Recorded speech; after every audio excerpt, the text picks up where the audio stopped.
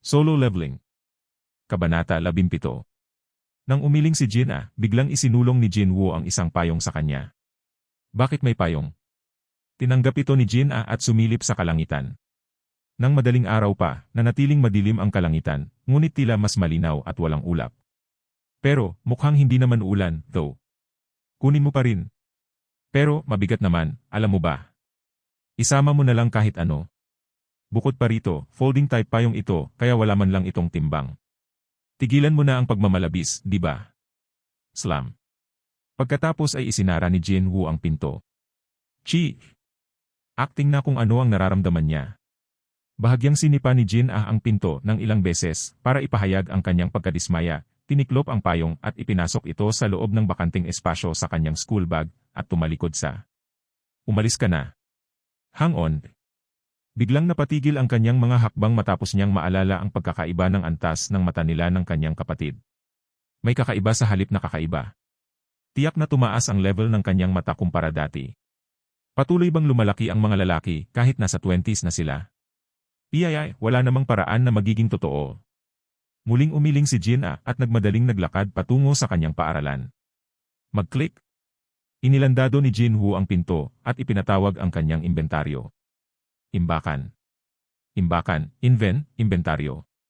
Natuklasan niya ito sa pamamagitan ng iba't ibang eksperimento at nalaman na ang salitang ginamit ay hindi mahalaga hanggat pareho ang ibig sabihin ng mga ito. Ganoon din ang kwento kapag na-access ang mailbox. Hanggat ang salitang binibigkas ay nangangahulugang bukas, ang nais na epekto ay naganap ng walang pagkukulang. TL, 3 beses na isinulat ng may akda ang bukas sa wikang Koreano at sa Ingles sa pangungusap na ito. Ganito ang nangyari sa akin. Para palitan ito ng bahagya. Pagkatapos ay itinulak ni Jin Woo ang payong na nakuha lang niya mula sa random box sa loob ng digital storage sa harap ng kanyang mga mata. TL, ito ang direktang salin mula sa hilaw. Hindi ako gumawa ng isang pagkakamali. Ito talaga ang sinabi nito. Wala na namang silbi ngayon, ha? 4 na araw na ang lumipas mula nang linisin niya ang instant na kulungan na iyon.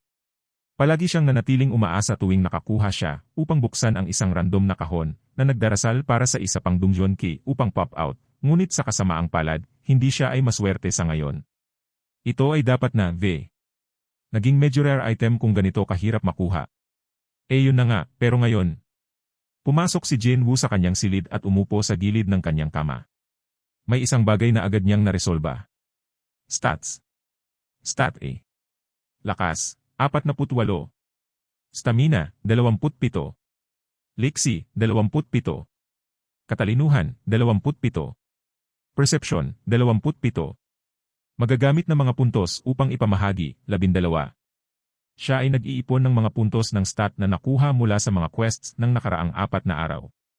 Tiniyak niyang makumpleto ang pang-araw-araw na paghahanap. Siyempre, hindi rin niya nakalimutang. Laging suriin ang kanyang mga gantimpala, masyadong. Gayunpaman, hindi pa niya naipamahagi ang mga puntos hanggang ngayon. Ang issue ay mahirap ito. Oo, nahirapan siyang gumawa ng desisyon. Ang lakas stat.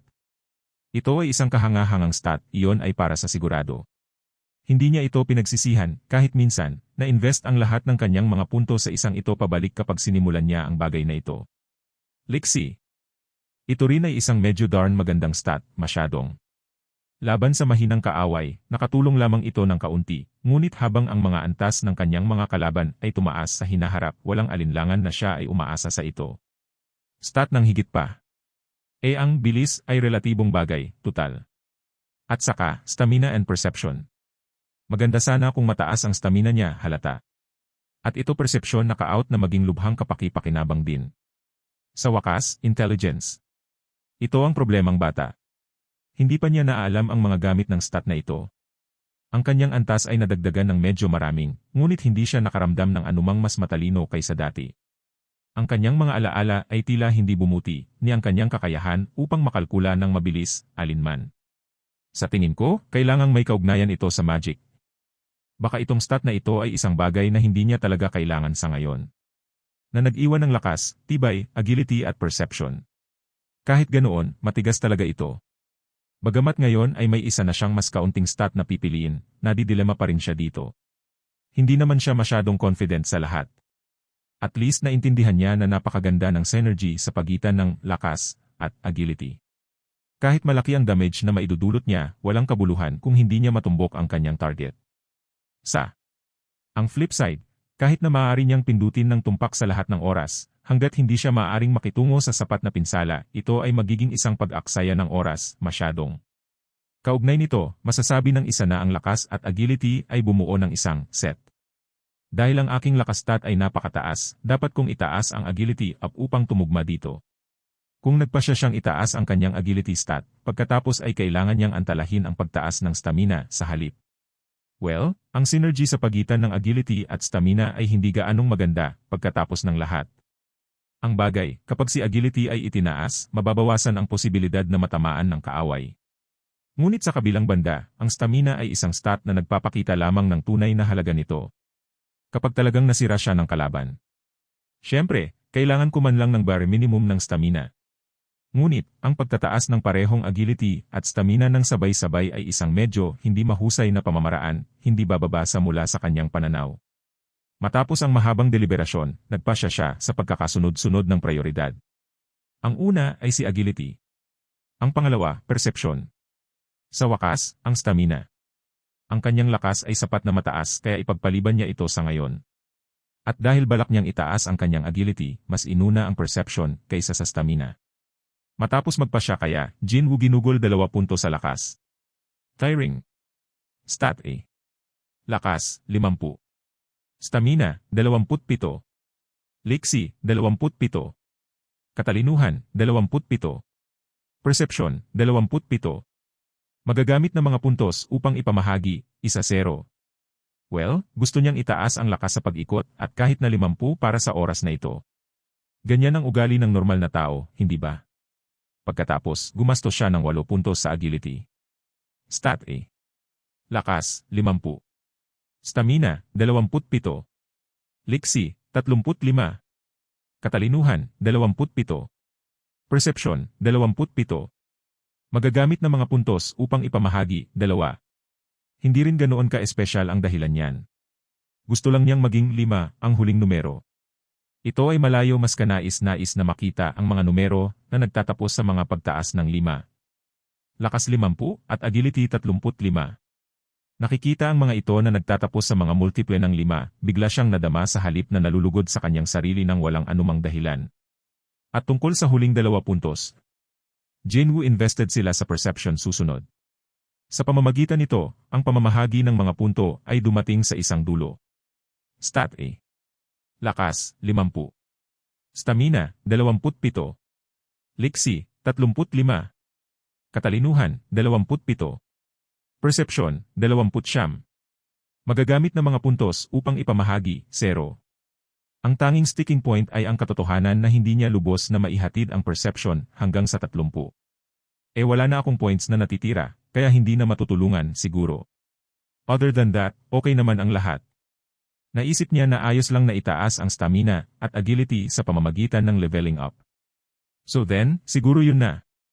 Kahit sino ka man, mahihirapan kang maramdaman ang 100% na kasiyahan sa lahat. Dahil matagal na niyang iniisip ang kanyang mga pinili, more or less masaya siya. Sa kanila ganito. Noon iyon, naririnig niya ang pagtunog ng telepono mula sa sala. Ring, ring. Tinatawag ba ako ng samahan? Noong nakaraan, ayaw niyang sumali sa mga raid kaya ginawa niya ang lahat upang huwag pansinin ang mga tawag hanggang sa huling posibleng sandali, ngunit sa ngayon, siya ay raring upang pumunta at subukan ang kanyang itinaas. Kakayahan laban sa iba't ibang mga monsters. Mabilis na inagaw ni Jinwoo ang receiver. Ito ang Hunter Seong Jinwoo. Ay go, sa wakas ay kinuha mo ang telepono. Sayang nga lang, hindi naman tawag ng association. Isang malupit na buntong hininga ang bumuhos sa kanyang bibig. Learner Jinwoo, bakit napakahirap makipag-ugnayan sa iyo kamakailan? Pamilyar ang boses na nagmumula sa nagsasalita. 4 na taon na mula nang magtapos siya ng high school kaya tumigil siya sa pagiging learner. Pero laging nakakabit ang prefix na iyon ng may-ari ng building sa harap ng pangalan ni Jinwoo simula nang kunin ang 2 Seong brothers noong bata pa sila. Sorry talaga sa ganyan. Na-admit ako sa ospital dahil sa isang insidente ilang araw na ang nakakaraan. TSK, so yun ang nangyari. Dapat alam ko na. Nariyan na at Ang mag-aaral na si Jinwoo. Hindi pa pumasok ang renta para sa buwang ito, kaya ano po ba ang dapat kong gawin kung ito ay isang bit? Masyadong matigas para sa iyo, dapat ko bang ipagpaliban ito ng isang buwan o dalawa? Ay, hindi. Ayos lang naman. Ipapadala ko na lang ang pera mamaya. Okay. Pero, wag mo pilitin ang sarili mo, naririnig mo trying to look after your mom and your younger sister. Sobrang hirap ang pinagdadaanan mo doon. Alam kong mahalaga ang pera, ngunit huwag kalimutang alagaan ang iyong katawan, masyadong. Salamat po. Hindi ko makakalimutan yon. Doon natapos ang tawag. Hinugot ni Jinwoo ang bank balance book sa isa sa mga drawer. Ang natitirang halaga sa account ay nasa paligid lamang ng 800,000. TL, mahigit $700 lang. Fu! Isang ungol ang bumuhos sa kanyang bibig. Matapos bayaran ang upa na 500,000, magkakaroon siya ng 300,000 para sa gastusin sa pamumuhay sa isang buwan. At ang upa ay maaaring maging na mababa lamang dahil ang apartment gusali ay matatagpuan sa liblib na labas ng lungsod, pati na rin ito ay luma at decrepit, plus ang may-ari ng gusali na isinasaalang-alang ang mga problema ni Jinwoo at hindi pagtataas ng halaga para sa huling ilang taon. Walang paraan para makahanap ng apartment na mauupahan sa halagang 500,000 kada buwan ngayon. At ang pagsisikap na mabuhay sa 300,000 para sa buong buwan ay mas matigas pa. Kailangan ko munang kumita. Nagpasya si Jinwoo na asikasuhin muna ang mga kagyat na bagay. Hindi na siya ang dating lalaki mula ilang araw na ang nakalilipas na hindi man lang makapatay ng kahit isang E-rank monster at nanginginig sa takot. Paano nga ba kumikita ang mga hunters? Ang pinakamainam na paraan ay ang pagpatay ng mga halimaw. Hunters Rango SOA ay maaaring makakuha ng sponsorships, shoot commercials, gumawa ng mga hitsura sa mga palabas sa TV at ang mga katulad nito upang hoover up ng maraming pera, bilang magkano ang ilang mga chaebols ginawa. Ngunit kakaunti lamang ang kanilang bilang. Chaebols katumbas equals mga may-ari ng malalaking korporasyon talaga. Tunay ngang kakaunti lang ang mga ito. Hindi kasama ang mga napakakaunting nasa itaas, ang karamihan sa mga hunter ay kailangang pumunta sa isang kulungan para kumita. Mas mataas ang ranggo. Mas malaki ang karanasan. Ang mga kita ay magpapasya sa pamamagitan ng sariling kakayahan ng bawat individual. Para sa isang taong tulad ni Jinwoo, na naranggo nagtrabaho lamang para sa association, at walang karanasan sa mga dungeon na mas mataas kaysa sa C, ang gayong kondisyon ay napakahirap. Isa sa pagtagumpayan. Ang ekspresyon ni Jinwoo ay naging isang bagay na hindi maganda. Disregarding the conditions, for now, kung pwede lang akong pumasok sa isang assault team, ngayon na magiging maganda. Kinuha niya ang isang pagtingin sa mga pag-post ng trabaho sa mga bulletin board ng mga website ng Hunter, at tumawag ng ilang mga numero, ngunit ang lahat ng mga ito ay naging isang pag-aksaya ng oras. Walang gustong magtrabaho sa isang Hunter ang niraranggoi. Ang mga hunters na naghahanap ng tulong sa labas sa pamamagitan ng mga pag-post ng trabaho ay mga freelancer, halos sa lahat ng oras, na nangangahulugang responsable sila sa pag-iingat ng kanilang sariling mga league, Kaya naman, nagbigay pansin sila ng mabuti kapag bumubuo ng raid team o nagpapaalam sa isang tao sa kanilang grupo. Ang mga taong ito ay hindi nagtataglay ng sapat na kakayahan upang makapasok sa malalaking guild, ngunit ang kanilang mga ranggo ay napakataas upang magtrabaho para sa association. Lahat sila ay nakapiit sa pagitan ng isang bato at isang matigas na lugar, ngunit hindi makapunta sa alinman sa mga paraan. Kahit noon, ang mga hunter na ito ay kumikita pa rin ng higit sa 1,000,000 sa isang buwan, sa pagkakaalam ko. Sa paligid ng $8,830. Ito ay ang kaso ng high risk, high reward. Dahil inilagay nila ang kanilang buhay sa linya, ang kita na nakuha nila ay kasing laki sa pagtatapos ng araw. Hindi sa wala na ang mga hunters ang naging target ng inggit mula sa general. Dami ng tao. Sa pananaw ni Jinwoo, hindi lang siya makatiis, bagamat. Dapat ba akong kumuha na lang ng rank reassignment test at dagdagan agad ang rank ko? Sa kalaunan, umiling si Jinwoo. Alam niyang walang kwenta ang gagawin niyan, kahit gaano pa niya ito iniisip. Biglang naging mataas ang ranggo ng isang hunter na si E. Kung A o B man yon, o baka kahit si C, hindi na mahalaga. Ang muling pagising ay laging magiging mainit na paksa ng pag-uusap. Ang masa ay nagmahal ng walang iba kundi isang magandang chismis, at ang hunters ay nagkataon na isang magandang paksa na lamunin. Ang lumang kasabihan ay nagpunta na, kung may 5 bibig, kung gayon ay magkakaroon ng 10 mata. Meaning, habang mas maraming nag-uusap tungkol sa'yo, mas maraming mata ang nakatuon sa'yo. Ang kanyang mga stats ay patuloy na mag-aalsa sa hinaharap, kaya lang ang tagal bago matuklasan ng iba ang kanyang espesyal na konstitusyon. Isang hunter na maaaring itaas ang kanyang mga kakayahan. Nagiging mas malakas siya habang tumatagal. Sino ba itong hunter? Paano niya gagawin ang ganyan? Ano ang dapat nating gawin para maging katulad niya? Walang duda, maraming tao ang magpapahayag ng kanilang interes. Kasi, wala pa namang hunter na katulad niya noon. At sa mga nagpapahayag ng interes, magkakaroon sana ng mga taong subukang gamitin siya o ibunyag ang kanilang masamang intensyon sa kanya rin.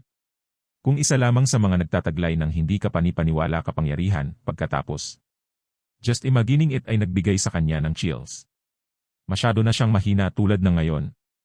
Hanggang sa magkaroon siya ng sapat na kapangyarihan upang protektahan ang kanyang sarili, ayaw niyang malaman ng mundo ang kanyang pag-iral. Ibig sabihin, pagkuha ng pagsusulit upang muling italaga. Wala na sa kanyang hanay. Pero, kailangan ko pa rin kumita dito. Gayunpaman, hindi yun nangangahulugan na maaari siyang lumabas at makakuha ng isang part-time na trabaho, alinman. Hindi niya alam kung kailan siya tatawagin ng samahan para sa isang raid. Sa pag-raid sa isang kulungan, kikita siya kapwa ng pera at karanasan, kaya paano niya maibubuga ang mahalagang pagkakataong iyon para lang makapag-scrounge ng ilang box sa pagtatrabaho sa isang lokal na tindahan.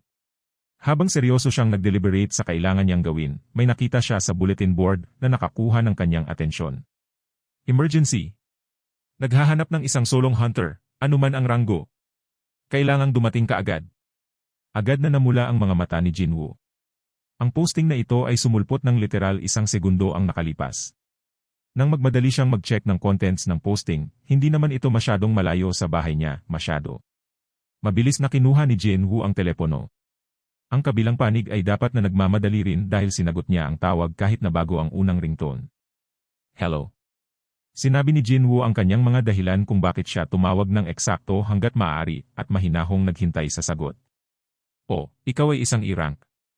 Ang tugon mula sa kabilang panig ay mas mahusay kaysa sa inaasahan. Okay lang. Kailangan lang natin ng magpapakita at magpupuno ng headcount, yun lang. Gayunpaman, ito ay isang gate na niraranggosi kaya magiging mahirap para sa iyo na mangaso doon. So, spilt na lang natin ang kita. Sa aming sarili at binibigyan ka lang namin ng 2 milyon cash. Paano na nga ba pwede ka bang pumunta agad? 2 milyon para sa trabaho sa isang araw. TL. Sa paligid ng US dollars 1,765. Malaki ang pera dahil naroon lang para buuin ang mga numero. Isang medyo nakakatuksong alok ito ay. Nakakalungkot na hindi siya makabahagi sa nakawan ng kulungan, pero baka sa huli ay mawala siya sa paggawa ng 2 milyon sa pagsisikap lang na maging masyadong matakaw. Sa ngayon, patayin muna natin ang mga urgent fires. Hindi naman araw-araw darating ang ganoong pagkakataon, tutal. Sapat na ang 2 milyon para sa buwanang pamumuhay nila ng kanyang ate. Pumayag naman si Jinwoo sa alok. Wala pang 15 minutes ay nandoon na ako.